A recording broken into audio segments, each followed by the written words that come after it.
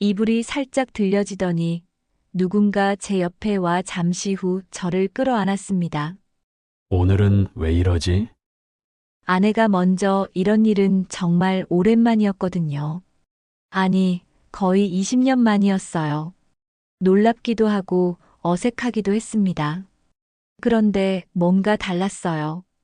등 뒤로 부드럽게 껴안는 팔의 감촉이 예전에 기억하던 것과 달랐습니다. 더 부드럽고 더 따뜻했어요. 제 몸이 반응하기 시작했습니다. 오랫동안 잊고 살았던 감각이 되살아나는 것 같았어요. 부드러운 손길이 계속 움직였고 저는 오로지 집중하고 있었습니다. 그런데 그때였어요. 코끝에 스치는 향수 냄새가 뭔가 이상했습니다. 이 냄새.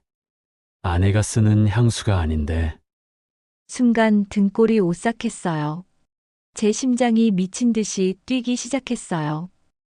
이건 아내가 아니야.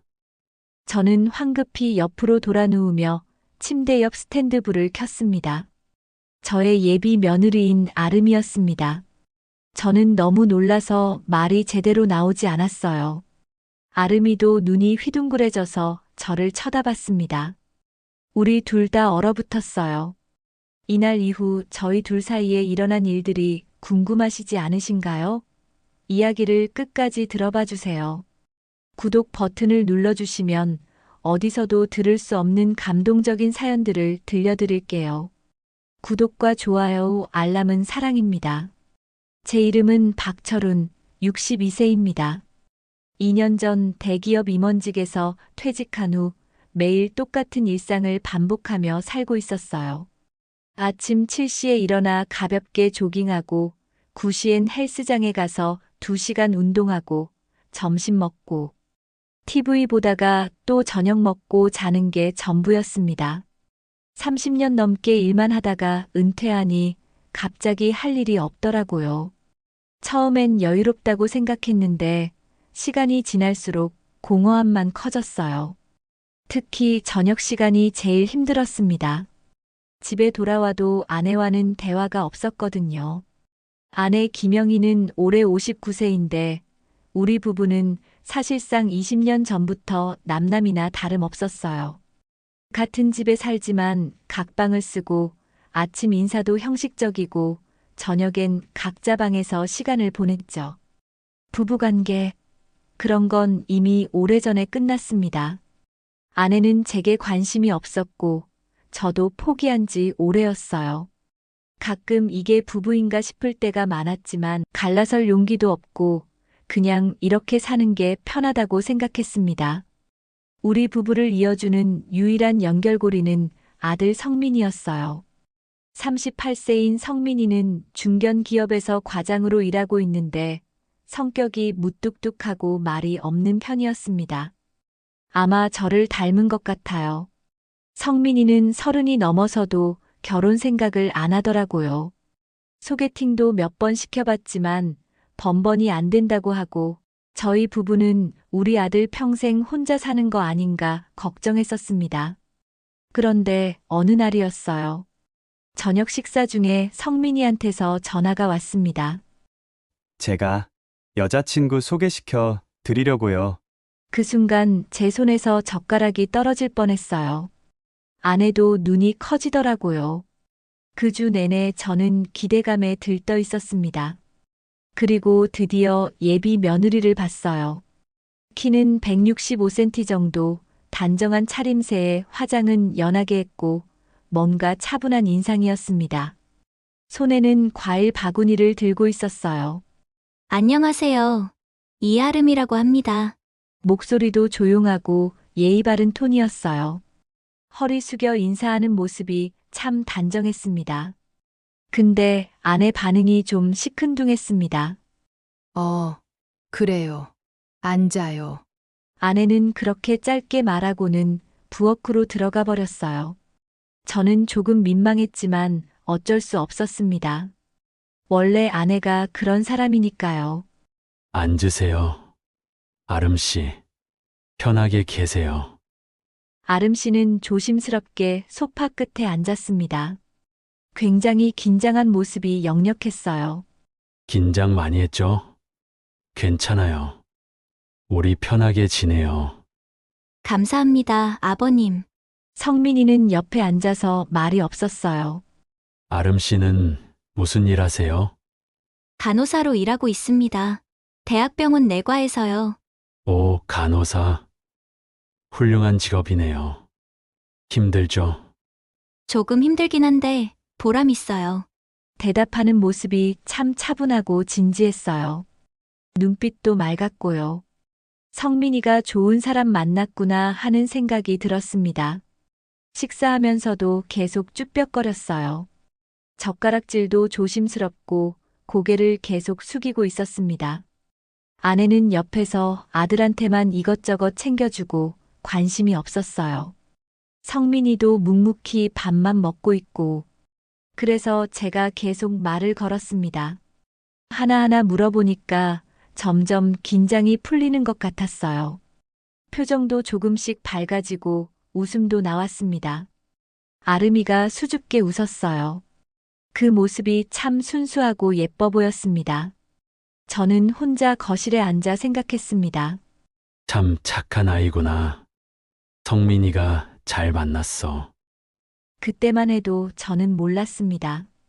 저 예의 바르고 조용한 며느리감이 제 인생을 송두리째 흔들어 놓을 거라는 걸요. 그렇게 아름이를 처음 만나고 2달이 지났습니다. 어느 날 성민이한테서 전화가 왔어요. 아버지, 제가 회사에서 리조트 숙박권을 받았어요. 그래, 아름이랑 다녀와라. 그게 패밀리 룸이라서요. 방이 2개 있는 큰 숙소예요. 부모님도 같이 가시면 어떨까 해서요. 가족 여행이라니 솔직히 기대되지 않았어요. 아내랑 여행을 마지막으로 간 게 언제인지 기억도 안 났으니까요. 하지만 거절할 이유도 없었습니다. 주말, 우리는 다 같이 강원도에 있는 리조트로 향했습니다. 리조트에 도착하니 정말 경치가 좋았어요. 산 중턱에 자리 잡은 곳이라 공기도 맑고 주변에 산책로도 잘 되어 있었습니다. 성민이 말대로 꽤 넓은 공간이었습니다. 거실이 중앙에 있고 양쪽으로 침실이 하나씩 있는 구조였어요. 아버지, 어머니는 저쪽 방 쓰세요. 저희는 이쪽 쓸게요. 그래, 알았다. 짐을 풀고 잠깐 쉬었어요. 저녁 6시쯤 숙소에서 이것저것 시켜 다 같이 식사를 하였습니다. 이것저것 먹으며 간만에 가족들하고 즐거웠습니다. 아버님, 여기 경치 정말 좋네요. 아름이가 밖을 내다보며 말했습니다. 그러게. 성민이가 좋은데 데려왔네. 분위기가 좋아서인지 자연스럽게 술 이야기가 나왔어요. 아버지, 맥주 한잔 하실래요? 오랜만에 마셔볼까? 성민이가 맥주를 들고 왔습니다. 아내는 술을 안 하니까 음료수를 먹었고, 아름이는 처음엔 사양하다가 제가 권하니까 맥주 한 잔을 받았어요. 아름아, 너도 한 잔해. 오늘은 편하게 있어야지. 감사합니다, 아버님. 술이 들어가니 분위기가 한결 부드러워졌습니다. 평소에 말이 없던 성민이도 이런저런 이야기를 했고, 아름이도 긴장이 풀린 듯 웃음이 많아졌어요. 아버님, 정말 젊어 보이세요. 60대 같지 않으세요. 아름이가 약간 취기가 오른 목소리로 말했습니다. 그래. 헬스장 열심히 다닌 보람이 있네. 정말이에요. 제 아버지보다 더 건강해 보이세요. 솔직히 기분이 좋았어요. 젊은 여자한테 이런 칭찬을 들어본 게 얼마만인지 모르겠더라고요. 아내는 제게 그런 말 한마디 한 적이 없었으니까요. 술잔이 몇 번 오가고 이야기꽃이 피었습니다. 아름이는 평소보다 훨씬 적극적으로 대화에 참여했어요. 웃음도 많아지고 제 쪽을 자주 쳐다보며 이야기를 나눴습니다. 저녁 식사를 마치고 9시쯤 거실에서 TV를 보며 시간을 보냈습니다. 그러고 다들 각자 방으로 들어갔습니다. 그런데 아내가 갑자기 벌떡 일어나더니 옷을 주섬주섬 챙겨 입었습니다. 답답해서 산책 좀 하고 올게요. 잠이 안 와요. 아내가 방문을 열고 나갔어요. 거실을 지나 현관 쪽으로 가는 발자국 소리가 들렸고 곧 현관문 닫히는 소리가 났습니다. 저는 다시 누웠어요. 이제 좀 졸리기 시작했습니다. 눈을 감고 있는데 스르르 잠이 들려는 순간이었어요. 방문이 조용히 열리는 소리가 들렸습니다. 벌써 왔나? 빨리 돌아왔네. 저는 눈을 감은 채로 생각했어요. 발소리가 조심스럽게 침대 쪽으로 다가왔습니다. 이불이 살짝 들려지더니 누군가 침대 위로 올라오더니 잠시 후 끌어안았습니다. 오늘은 왜 이러지? 아내가 먼저 이런 일은 정말 오랜만이었거든요. 아니, 거의 20년 만이었어요. 놀랍기도 하고 어색하기도 했습니다. 그런데 뭔가 달랐어요. 등 뒤로 부드럽게 껴안는 팔의 감촉이 예전에 기억하던 것과 달랐습니다. 더 부드럽고 더 따뜻했어요. 따뜻한 입김이 느껴졌습니다. 오늘 기분이 좋은가 보네. 저는 속으로 생각했어요. 리조트 분위기 때문인지 술 때문인지 아내가 20년 만에 제게 먼저 다가온 거라고 생각했습니다. 천천히 제 배 쪽으로 내려왔어요. 그리고 더 아래로 제 몸이 반응하기 시작했습니다. 오랫동안 잊고 살았던 감각이 되살아나는 것 같았어요. 부드러운 손길이 계속 움직였고 저는 오로지 집중하고 있었습니다. 그런데 그때였어요. 코끝에 스치는 향수 냄새가 뭔가 이상했습니다. 이 냄새. 아내가 쓰는 향수가 아닌데. 순간 등골이 오싹했어요. 전부 다 낯설었습니다. 제 심장이 미친 듯이 뛰기 시작했어요. 이건 아내가 아니야. 저는 황급히 옆으로 돌아 누우며 침대 옆 스탠드 불을 켰습니다. 환한 불빛 아래 침대에 누워있는 사람이 보였어요. 아름이었습니다. 저는 너무 놀라서 말이 제대로 나오지 않았어요. 아름이도 눈이 휘둥그레져서 저를 쳐다봤습니다. 우리 둘 다 얼어붙었어요. 몇 초간 시간이 멈춘 것 같았습니다. 아름이가 먼저 정신을 차렸어요. 황급히 일어나서 옷을 추스르며 침대에서 내려왔습니다. 죄송해요. 방을 잘못 들어왔어요. 얼굴이 새빨갛게 달아올라 있었어요. 목소리도 떨리고 있었습니다. 방을 헷갈렸나 봐요. 술을 좀 마셔서. 죄송합니다. 아니. 괜찮아요. 저도 당황해서 뭐라고 말해야 할지 몰랐어요. 정말 죄송합니다. 잊어주세요. 아름이가 거의 도망치듯이 방을 나갔습니다. 방문이 닫히는 소리가 났고 거실을 지나 반대편 방으로 들어가는 발소리가 들렸어요. 저는 침대에 그대로 앉아 있었습니다. 심장이 터질 것 같았어요. 온몸에 식은 땀이 흘렀습니다. 방을 잘못 들어온 거야. 그냥 실수야. 그런데 분명 침대에 올라왔을 때는 조심스럽게 천천히 움직였어요. 마치 자고 있는 사람을 깨우지 않으려는 것처럼. 그리고 그 손길은 너무나 의도적이었습니다. 설마. 아니야. 취해서 실수한 거야. 분명히. 저는 고개를 저었어요. 그런 생각을 하면 안 됐습니다. 하지만 아직도 손에 남아있는 그 부드러운 감촉, 등에 닿았던 따뜻한 체온, 전부 생생했습니다. 스스로를 다그쳤지만 몸의 반응은 제 의지와 달랐습니다. 그날 밤 저는 결국 한숨도 자지 못했어요. 다음 날 아침이 밝았습니다. 7시쯤 일어나서 거실로 나갔어요. 성민이는 아직 안 나왔고 아내가 간단히 아침 준비를 하고 있었습니다. 조금 있으니 다른 방 문이 열렸어요. 성민이가 먼저 나왔고 그 뒤로 아름이가 나왔습니다. 아름이와 눈이 마주쳤어요. 순간 우리 둘 다 시선을 피했습니다. 아버지, 잘 주무셨어요? 어, 응. 잘 잤어. 거짓말이었어요. 한숨도 못 잤으니까요. 아름아, 너도 잘 잤어? 제가 일부러 자연스럽게 물어봤습니다. 네, 잘 잤어요, 아버님. 아름이의 목소리는 평소처럼 차분했어요. 표정도 전혀 어색해 보이지 않았습니다. 연기를 하는 건가? 아니면 정말 취해서 기억을 못하는 건가? 저는 속으로 혼란스러웠어요. 오후에 체크아웃하고 집으로 돌아왔습니다. 차 안에서도 저는 계속 생각했어요. 어젯밤 일이 꿈이었을까 싶을 정도로 비현실적이었습니다.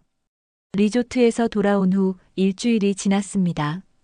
저는 일상으로 돌아왔지만 그날 밤을 잊을 수가 없었어요. 헬스장에서 운동할 때도 산책할 때도 심지어 TV를 볼 때도 자꾸만 그 장면이 떠올랐습니다. 모든 게 너무나 생생했어요. 정신 차려, 박철훈. 그냥 실수였어.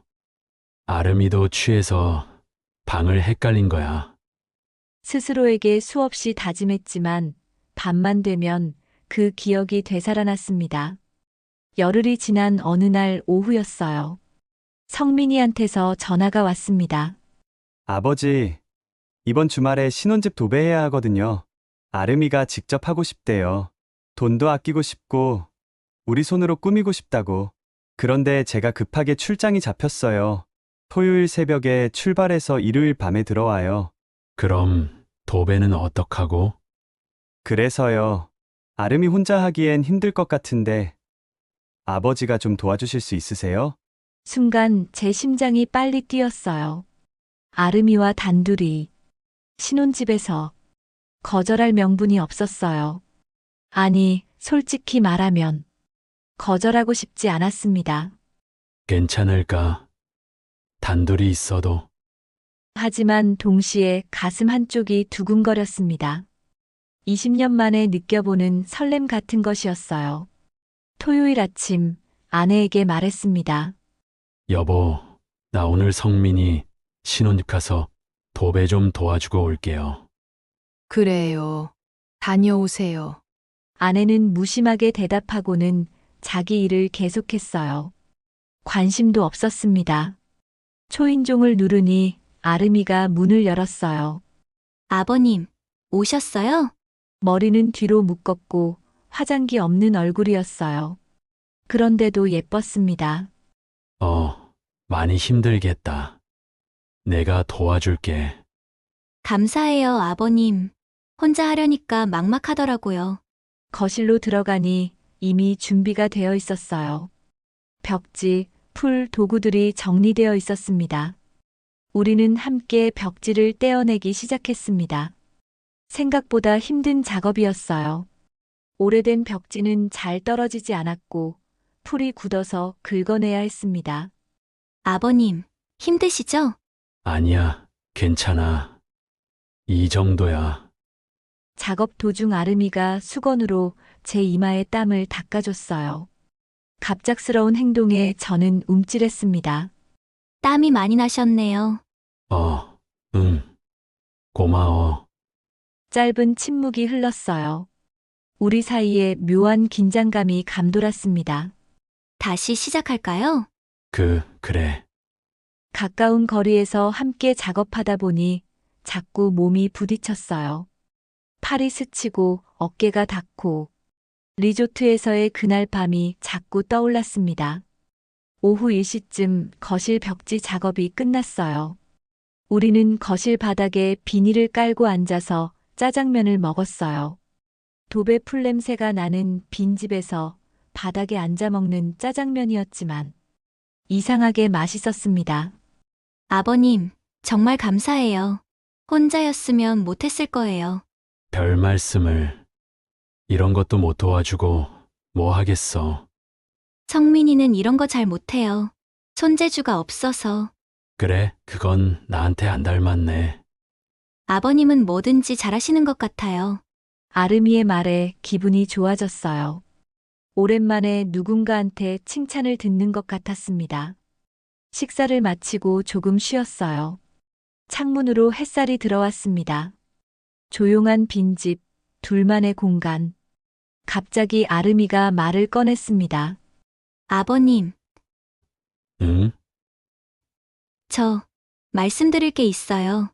아름이의 표정이 진지해졌어요. 제 심장이 빨리 뛰기 시작했습니다. 뭔데? 리조트에서 그날 말이에요. 제가 정말 방을 잘못 들어간 건 맞아요. 나도 알아. 취해서 그랬겠지. 그런데요. 아름이가 잠깐 말을 멈췄어요. 그리고 천천히 말을 이었습니다. 침대에 올라갔을 때는 이미 아버님이라는 걸 알았어요. 뭐, 제 목소리가 떨렸습니다. 처음에는 정말 실수로 들어갔어요. 어두워서 헷갈렸고요. 그런데 침대에 누웠을 때 옆에 계신 분이 성민이가 아니라는 걸 알았어요. 그럼 체격이 달랐어요. 아버님이 더 크시고 단단하시잖아요. 성민이는 좀 마른 편이라서. 제 머리가 복잡해졌어요. 그런데도 일부러. 아름이가 고개를 끄덕였습니다. 죄송해요, 아버님. 하지만 멈출 수가 없었어요. 왜 그랬어? 성민이는 저한테 무심해요. 아름이의 목소리가 떨렸습니다. 연애할 때는 괜찮았는데 결혼 준비하면서부터 달라졌어요. 항상 바쁘고 저한테 관심이 없고 전화해도 짧게 끊고 만나도 피곤하다고 하고 근데 아버님은 항상 저를 챙겨주시잖아요. 밥은 먹었냐, 힘들지 않냐 항상 물어봐 주시고 성민이한테서 못 받는 걸 아버님한테서 받는 것 같았어요. 아름이의 눈에 눈물이 맺혔습니다. 그날 밤 아버님 옆에 누웠을 때 너무 편안했어요. 따뜻하고 안심이 됐어요. 그래서 저는 뭐라고 말해야 할지 몰랐어요. 아름이가 저를 바라봤습니다. 아버님도 싫지 않으셨죠? 할 말이 없었습니다. 솔직히 말하면 싫지 않았으니까요. 아니, 좋았습니다. 20년 만에 느껴본 여자의 손길이었으니까요. 이러면 안 돼. 넌 성민이 약혼녀고 나는 알아요. 잘못된 거라는 거 알아요. 아름이가 한 발짝 다가왔습니다. 하지만 아버님도 외로우시잖아요. 어머님이랑 사이가 안 좋으시잖아요. 저도 봤어요. 저희 둘 다 외로운 거예요, 아버님. 아름이의 손이 제 팔을 잡았습니다. 한 번만요. 아름이가 더 가까이 다가왔어요. 그녀의 얼굴이 바로 앞에 있었습니다. 그리고 우리는 다시 선을 넘었습니다. 이번에는 둘 다 확실히 알고 있었습니다. 실수가 아니라는 것을, 선택이라는 것을. 얼마나 시간이 흘렀을까요? 우리는 바닥에 나란히 누워 천장을 바라보고 있었어요. 아무 말도 하지 않았습니다. 이제 어떡하지? 제 중얼거림에 아름이가 말했습니다. 아무도 모를 거예요. 우리 둘만 알면 되는 거예요. 성민이한테는 절대 들키면 안 돼요. 약속해요, 아버님. 아름이가 제 손을 잡았습니다. 이건 우리 둘만의 비밀이에요. 그렇게 우리는 돌이킬 수 없는 강을 건넜습니다. 그날 이후 모든 것이 달라졌습니다. 겉으로는 아무것도 변하지 않았어요. 저는 여전히 헬스장을 다니고 아내와는 각방을 쓰고 가끔 성민이한테서 전화를 받았습니다. 하지만 제 안에서는 뭔가 깨어나고 있었어요. 20년간 잠들어 있던 욕망, 잊고 살았던 남자로서의 감정들이 되살아났습니다. 아름이와의 연락은 계속됐어요. 하지만 조심스러웠습니다. 아버님, 내일 시간 되세요? 왜? 결혼 준비하면서 스트레스가 너무 심해요. 상담 좀 해주실 수 있으세요? 상담. 우리만 아는 암호 같은 것이었죠. 알았어. 어디서 만날까? 제가 아는 조용한 카페 있어요. 위치 보내드릴게요. 다음 날 아내에게 말했습니다. 여보, 나 나가봐야 해요. 어디요? 아름이가 결혼 준비하면서 스트레스 받는다고 상담 좀 해달래요. 며느리 마음 좀 달래주고 올게요. 걔는 또 유난이네. 그래요. 다녀오세요. 아내는 무심하게 대답했어요. 전혀 의심하지 않았습니다. 아름이가 먼저 와 있었어요. 평소보다 화장을 진하게 하고 예쁜 원피스를 입고 있었습니다. 우리는 구석 자리에 앉았어요. 커피를 주문하고 얘기를 나눴습니다. 힘들어요. 결혼 준비하면서 성민이랑 자꾸 싸우게 돼요. 무슨 일로? 사소한 것들이요. 예식장 문제, 신혼여행지, 하객 명단. 전부 다 제 의견은 안 듣고 자기 맘대로 하려고 해요. 아름이의 표정이 지쳐 보였어요. 많이 힘들겠구나. 아버님이라도 저 이해해 주시니까 다행이에요. 아름이가 테이블 아래로 제 손을 잡았습니다. 나가요, 아버님. 어디로? 차 안에서 얘기해요. 우리는 카페를 나와 제 차로 갔어요. 주차장 구석진 곳이었습니다. 차 안에 타자마자 아름이가 제게 안겼습니다.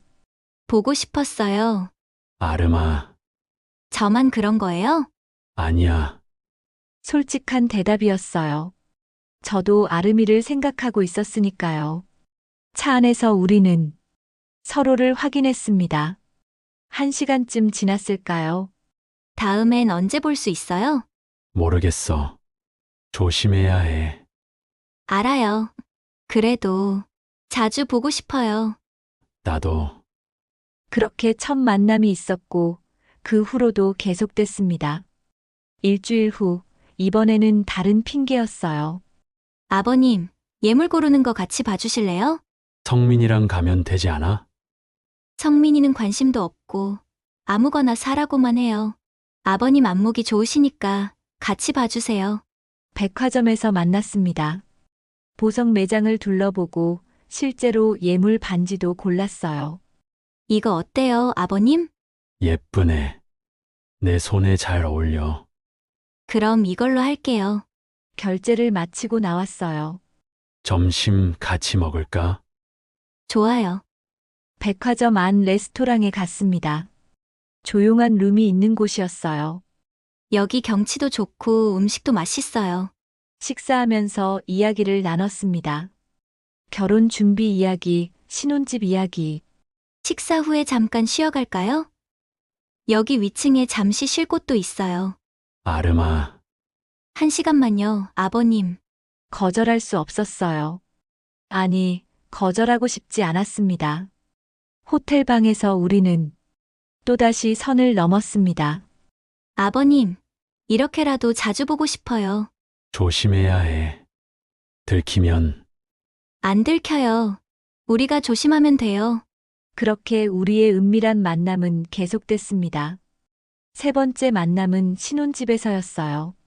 아버님, 혼수집 옮기는 거 좀 도와주세요. 성민이는 회의 있대요. 주말인데도 회사 일만 해요. 신혼집으로 갔습니다. 정말 짐을 옮기긴 했어요. 큰 가구들, 무거운 상자들. 후, 다 끝났다. 고생하셨어요, 아버님. 물 드세요. 물을 마시고 잠깐 쉬었어요. 여기서 성민이랑 살 거 생각하니까 어때? 솔직히 잘 모르겠어요. 왜? 사랑하는 건지 그냥 결혼하는 건지 요즘 헷갈려요. 아름아, 아버님이랑 있을 때가 더 편해요. 이상하죠? 빈집, 둘만의 공간. 우리는 또 무너졌습니다. 그렇게 2달이 흘러갔어요. 우리는 일주일에 한두 번씩 만났습니다. 항상 다른 핑계로, 다른 장소에서. 가족들은 전혀 눈치채지 못했어요. 성민이는 오히려 좋아했습니다. 아버지, 아름이 잘 챙겨주셔서 감사해요. 제가 바빠서 신경을 못 써줬는데 아버지가 잘 돌봐주시니까 아름이가 좋아해요.